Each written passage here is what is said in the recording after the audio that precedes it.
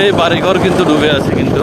আর এটা হচ্ছে যে আমাদের যে মহামণি এলাকা, সেই মহামণির দৃশ্য কিন্তু। রামগড় যে মহামণি দারগাপাড়া, এখানে যে বাড়িঘরগুলো পানির নিচে অনেকটাই ডুবানো কিন্তু বলা যায়, সেই দৃশ্য কিন্তু আপনারা দেখতে পাচ্ছেন কিন্তু। এই পুরো ঘর বাড়ি সব, কালকে আসতে পারি নাই, কালকে কিন্তু এখানে পুরো পানি ভর্তি ছিল। পানি ভর্তির কারণে কিন্তু কিছুই দেখা যায় না এখানে। আজকে কিন্তু ক্লিয়ার দেখা যাচ্ছে কিন্তু।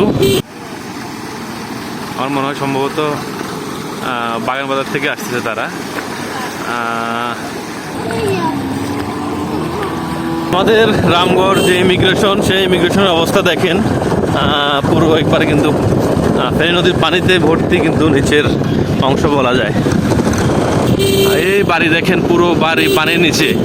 আই রে, এমন দৃশ্য কখনো দেখবো আসলে ভাবি নাই। পুরো পানির নিচে, এখানে অনেক বাড়িঘর পানির নিচে দেখেন। এই পুরো পানির নিচে কিন্তু। আর এখানে কালকে প্রায় কোমর পানি ছিল। আমাদের যে রামগড়ে যে স্কেল, স্থলবন্দরের যে স্কেল, এখানে কোমর পর্যন্ত পানি ছিল। এখন পানি সরে গেছে কিন্তু কালকে আমরা আসতে পারি নাই, আজকে আসছি এখানে। আজকে আপনাদেরকে দেখানোর চেষ্টা করতেছি। এখানে অনেক বাড়িঘর কিন্তু পানির নিচে বলা যায়। আসলে হবে না, সামনে যাওয়া যাবে না, সামনে আমরা যাব না। এখানে জাস্ট কোনো সুযোগ নেই, এই জন্য আমাদেরকে দেখাতে পারছি না। তবে কিছু বাসা বাড়ি দেখানোর চেষ্টা করছি। আর এখানে যে স্থলবন্দর, এখানে কিন্তু দেখেন কালকে প্রায় কোমর পর্যন্ত পানি ছিল, এখনও কিন্তু পানি অনেক আছে। আর এই অংশ অনেকেই চিনেন, আর যারা চিনেন না, এটা আমাদের যে সোনাইপুল থেকে রামগড় আসতে যে স্থলবন্দরের স্কেল, সেই স্কেলের অংশ কিন্তু। এখানে পানি, এখানেও প্রায় কোমর পানি। এখানে গাড়ি, আমি ঝুম করে দেখানোর চেষ্টা করি। এটা হচ্ছে যে রামগড় টু, তোমাদের বাড়িতে উঠছে, উঠে গেছে না? হ্যাঁ, এই যে একটা মোটরসাইকেল কীভাবে আসতেছে দেখেন, এই দেখেন। পাগল নাকি কে জানে, কোনো একটা অ্যাক্সিডেন্ট হলে।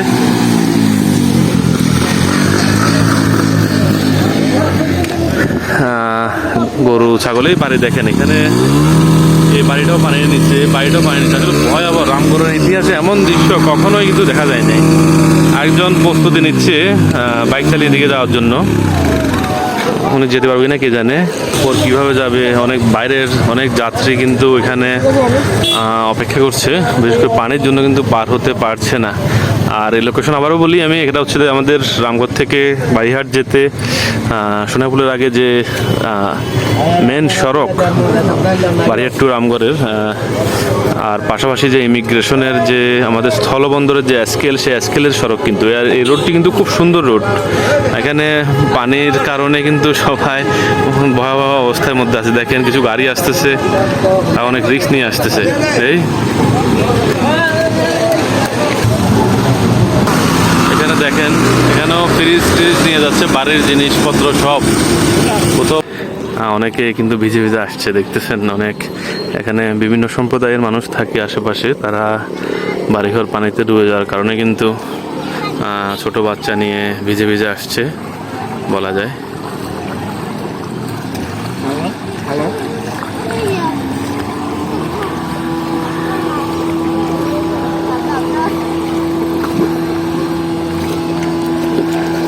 বাগান বাজার থেকে কিন্তু কিছু পরিবার সম্ভবত রামগড়ে আসতেছে কিন্তু।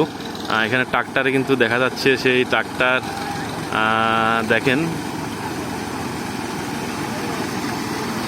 আমার মনে হয় সম্ভবত বাগান বাজার থেকে আসতেছে তারা। সবাই সাবধানে থাকুন, অবশ্যই খোঁজখবর নিন আপনার প্রিয়জন, আশেপাশে প্রতিবেশীর। যতটুকু পারুন এগিয়ে আসুন, তাদের সাহায্য করুন। এমন দৃশ্য কখনো আমরা দেখিনি, আর এমন দৃশ্য তাতে কখনো আমরা না দেখি। প্রার্থনা করি হে ঈশ্বর সবাইকে সাবধানে রাখুন। কি বলবো, আসলে খুব কষ্ট লাগতেছে। চারিদিকে মানুষের কান্না, মৃত্যু, বাড়িঘর ডুবে যাওয়া, সব কিছু মিলে কিন্তু একবারে মর্মান্তিক কিন্তু বলা যায়।